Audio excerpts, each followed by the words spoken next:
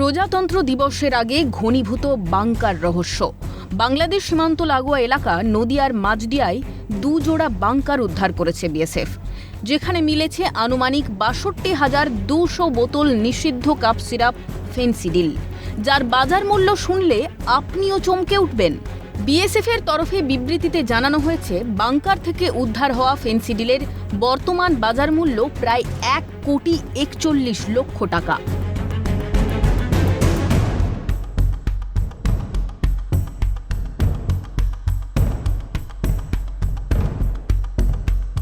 ভারত বাংলাদেশ সীমান্তের প্রায় ৩ কিলোমিটারের মধ্যেই উদ্ধার হয়েছে বাংকারগুলি। কোথাও মাটির নিচে, কোথাও আবার ঘরের মেঝের নিচেই রাখা ছিল বাংকারগুলি। বাংকার লুকোতে ওপরে ঘরও নির্মাণ করা হয়েছিল। একটি অর্ধসমাপ্ত নির্মীয়মান বাংকারেরও হদিশ মিলেছে, অর্থাৎ ওপর থেকে কোনোটারই অস্তিত্ব যাতে বোঝা না যায় সেই ব্যবস্থাও অত্যন্ত সুপরিকল্পিতভাবে করা হয়েছিল। বাংকারগুলি লম্বায় প্রায় ২০ ফুট, চওড়ায় ১৫ ফুট এবং উচ্চতায় প্রায় ১৪ ফুটের মতো। এই বিশাল আয়তনের বাংকার উদ্ধারের কাজে নিযুক্ত করা হয় জেসিবি, যদিও তাতেও বেশ বেগ পেতে হয় বাংকার উদ্ধার করতে।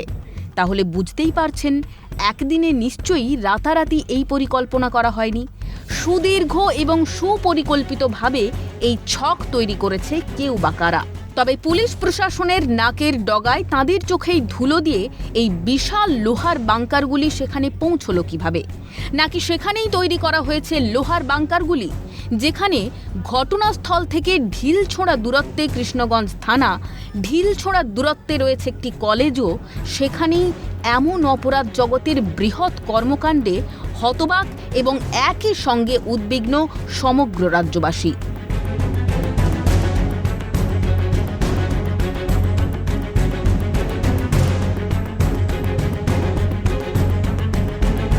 ফেনসিডিল বা নিষিদ্ধ সিরাপ পাচারে কি লক্ষ্য, নাকি এর নেপথ্যে রয়েছে নাশকতার ছক? ওই বাংকারের সাহায্যে কি অস্ত্র বা মানব পাচারও হতো? বিএসএফের তরফে দেওয়া বিবৃতিতেও তেমনই ইঙ্গিত। পুরো ঘটনার নেপথ্যে বড় কোনো অভিসন্ধি থাকতে পারে বলেও বিবৃতিতে আশঙ্কা প্রকাশ বিএসএফের। একই আশঙ্কা বিএসএফের প্রাক্তন ডিআইজি সমীর মিত্রের। সুড়ঙ্গ পথে বাংলাদেশ যোগ থাকারও আশঙ্কা প্রকাশ করছেন তিনি।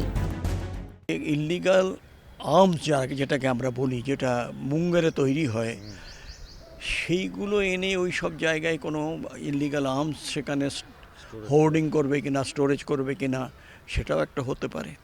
কেন এটা রেন প্রুফ টোটালি, মাথায় কংক্রিটের রয়েছে। একটা জায়গায় একটা দেখা গেল যে একটা ওই যে মানে যার মধ্যে জল কিংবা কেমিক্যাল কিছু রাখা যেতে পারে, তাহলে কেমিক্যালটা কি হতে পারে, সেটা একটা প্রচণ্ড প্রশ্নের ব্যাপার। যেটা আমার আরও হচ্ছে যে এর ভেতরে এই যে করেছে তার সঙ্গে কোনো টানেল করেছে কিনা, এবং টানেল করলে সেইটা কত দূর করেছে সুড়ঙ্গটা, সেটা কি বাংলাদেশের কাছাকাছি চলে গেছে? তাহলে কি হবে যে ওখান থেকে ক্রল করে এসে সে এখানে ঢুকে যেতে পারে। তবে এই ঘটনা প্রসঙ্গে স্থানীয় প্রশাসনের মদতের সম্ভাবনা আছে বলে ইঙ্গিত প্রাক্তন বিএসএফ কর্তার। কাউকে মানে ওখানকার লোকেরা জানে না, এটা আমি মানতে রাজি নই। মালিক কোথায়, মালিক কি উদ্দেশ্যে করেছে, পঞ্চায়েত কোথায়, তাদেরও তো একটা দায়িত্ব রয়েছে যে এখানে এই ধরনের একটা বাংকার হচ্ছে কিংবা স্টোরেজ হচ্ছে কিসের জন্যে। তার মানে এটা কি ভেবে নিতে হবে যে যাদের এখানে দায়িত্ব রয়েছে, সেই দায়িত্বে যারা রয়েছেন তাদেরও এর সঙ্গে সমঝোতা আছে? কারণ এটা তো একটা লাভদায়ক, প্রচণ্ড লাভদায়ক ব্যাপার। সীমান্তের বাংকার রহস্যের নেপথ্যে কি তাহলে প্রভাবশালী যোগের বিপুল সম্ভাবনা? তা না হলে জনবসতির মাঝে, থানা কলেজের পাশে দিনের পর দিন ধরে সব চলল, আর কেউ কিচ্ছুটি টের পেলেন না। দুর্নীতিতে জর্জরিত এই রাজ্যে সব ধরনের অপরাধ নিরাপদে করার স্পর্ধা কিভাবে পাচ্ছে দুষ্কৃতীরা?